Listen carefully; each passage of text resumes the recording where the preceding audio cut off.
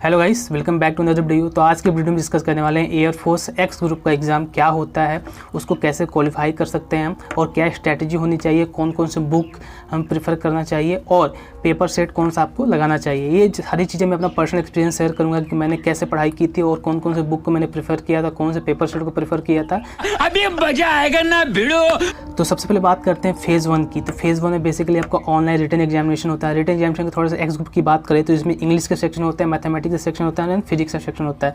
English के 20 question आपके आते हैं basically from the grammar portion से आता है, ठीक है। मैथ के 25 क्वेश्चन आते हैं और फिजिक्स के 25 क्वेश्चन आते हैं, ठीक है। और जो मैथ और फिजिक्स है आपका 11th और 12th का होता है, ठीक है। और टाइम की बात करें तो टोटल आपके 1 घंटे होते हैं और 70 क्वेश्चन होते हैं, ठीक है। 1 घंटे में 70 क्वेश्चन आपको अटेम्प्ट करने होते हैं।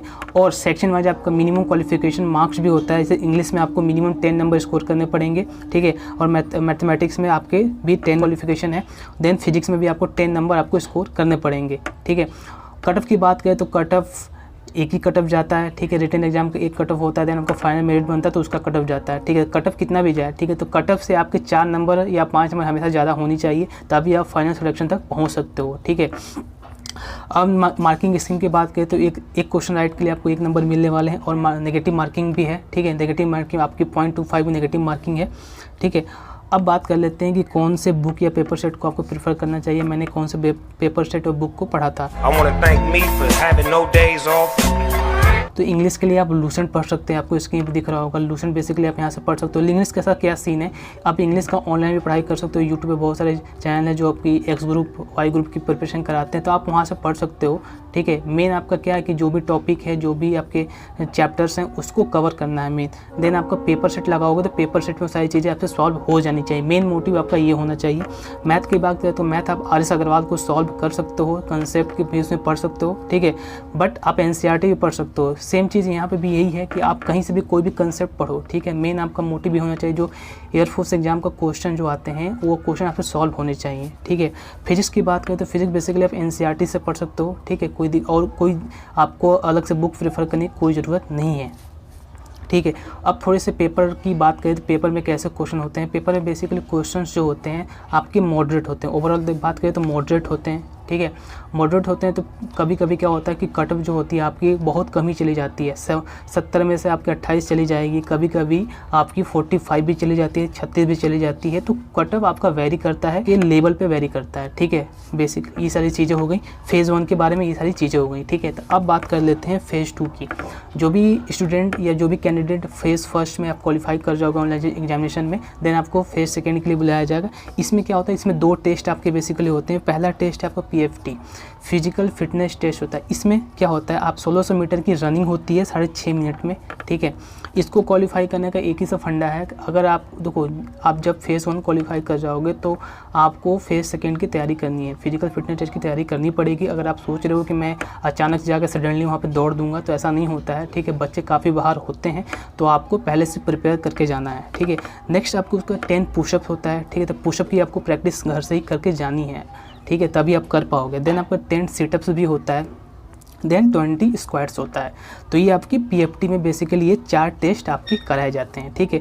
जो बंदा इसमें क्वालिफाई कर जाएगा तो उसका देन आपका होता है आपका एडेप्टेबिलिटी टेस्ट। एडेप्टेबिलिटी टेस्ट 2 तरह का होता है। पहला टेस्ट होता है आपका एडेप्टेबिलिटी टेस्ट 1, इसमें SRT टेस्ट होता है। SRT means situation reaction test. इसमें क्या होता है, आपको टोटल 45 क्वेश्चन दिए जाते हैं सिचुएशन रिएक्शन टेस्ट का, ठीक है। और आपको 30 मिनट आधे घंटे का समय मिलता है, ठीक है। तो इसमें आपको सॉल्व करना होता है। इसमें नेगेटिव मार्किंग नहीं होती है। इसको पास करने का एक ही फंडा है कि जितने भी क्वेश्चन है 45, तो 45 को आपको अटेम्प्ट करना है, ठीक है। अगर आप 1-2 भी क्वेश्चन छोड़ देते हो तो आपका सिलेक्शन रह जाएगा, ठीक है। उसके बाद में एक नया एग्जाम इसमें इंट्रोड्यूस किया गया है, DFT टेस्ट। DFT टेस्ट क्या है, बेसिकली डायनेमिक फैक्टर टेस्ट है। इसमें आपकी इंग्लिश के 20 क्वेश्चन आते हैं, ठीक है। इंग्लिश के आपको 20 क्वेश्चन आते हैं। इसमें इंग्लिश का बेसिक क्वेश्चन आता है। अगर आपने ऑनलाइन एग्जाम दिया तो उससे भी थोड़े से उसका लेवल नीचे ही रहता है, तो इसमें कोई प्रॉब्लम वाली बात नहीं है, आप इसको इजीली क्रैक कर सकते हो। ओवरऑल बात करें तो एडेप्टेबिलिटी टेस्ट 1 में आपके जो स्टूडेंट बाहर होते हैं मैक्सिमम 5 या 6 स्टूडेंट ही बाहर होते हैं, ठीक है। ज़्यादा स्टूडेंट बाहर नहीं होते हैं। आई थिंक वही स्टूडेंट बाहर होते हैं जो क्वेश्चन को छोड़ देते हैं, तभी बाहर होते हैं। अगर आप सारे क्वेश्चन का अटेम्प्ट किया है आपने तो आप ज़रूर क्वालिफाई कर जाओगे। देन आपका होता है एडेप्टेबिलिटी टेस्ट 2। ये काफ़ी इंपॉर्टेंट है, इसमें भी बच्चे काफ़ी बाहर होते हैं। इसमें क्या होता है, बेसिकली इसमें ग्रुप डिस्कशन होता है। ग्रुप डिस्कशन का क्या सीन है, इसमें क्या होता है कि आपको एक टॉपिक दिया जाएगा, एक आपको उसमें सीट मिलती है, ठीक है, उस पर बेसिकली टॉपिक लिखा होता है, आपको 5 से 6 मिनट का टाइम मिलेगा, ठीक है। आपको सबसे पहले करा क्या जाएगा, सबसे पहले आपको ग्रुप में डिवाइड किया जाएगा, डिपेंड करता है कितने स्टूडेंट है, या तो 10 का ग्रुप बन जाएगा या फिर 15 का ग्रुप बन जाता है। उसके बाद में आपको एक सीट दी जाएगी, आपको 5 से 6 मिनट का टाइम दिया जाएगा, उसको सीट को आपको पढ़ना होगा, उस सीट को पढ़ने के बाद आपसे सीट वापस ले ली जाएगी, ठीक है। फिर उसके बाद में आपको 1 मिनट का टाइम मिलेगा, एक कैंडिडेट को 1 मिनट का टाइम मिलेगा, उसमें क्या करना है, आपको 30 सेकेंड आपको इंट्रो देना है अपना, ठीक है, और 30 सेकेंड उस टॉपिक जो है, आप जो पैरा आपने पढ़ा उसको ब्रीफ करना है, ठीक है। ये स्टूडेंट सारे करेंगे। देन उसके बाद में आपका होगा ग्रुप डिस्कशन, जिसमें आपको पार्टिसिपेट करना है, सारे जितने भी कैंडिडेट हैं सब उसमें पार्टिसिपेट करेंगे, ठीक है। तो इसमें भी स्टूडेंट काफ़ी बाहर होते हैं, ठीक है, तो इस चीज़ का भी आप ध्यान रखें। शाबाश बेटा। ठीक है। अब इसमें जो क्वालिफाई कर जाएगा, फाइनली आपका रिजल्ट अनाउंस होता है, जो क्वालिफाई कर जाता है इसमें, तो आपका होता है फेज़ 3। फेज़ 3 के लिए आपको डेट मिलता है। फेज़ 3 में क्या होता है, आपका बेसिकली मेडिकल एग्जामिनेशन होता है। मेडिकल एग्जामिनेशन का मैंने ऑलरेडी वीडियो बना रखा है, मैंने अपनी पर्सनल एक्सपीरियंस शेयर किया, क्या क्या चीज़ें चेक होती है, ठीक है, और क्या क्या चीज़ों का ध्यान रखना है आपको आई बटन और डिस्क्रिप्शन बॉक्स में लिंक मिल जाएगा, आपको वहाँ जाके देख सकते हैं, ठीक है। तो इस वीडियो को यहीं पर ख़त्म करते हैं। आई होप आपको वीडियो पसंद आया होगा। अगर चैनल पर नए हैं तो चैनल को सब्सक्राइब कर दीजिएगा। आपसे फिर मुलाकात होगी, तब तक अपना ख्याल रखें, सुरक्षित रहें और याद रखें, सही वक्त सही कदम, सतर्क रहें। जय हिंद।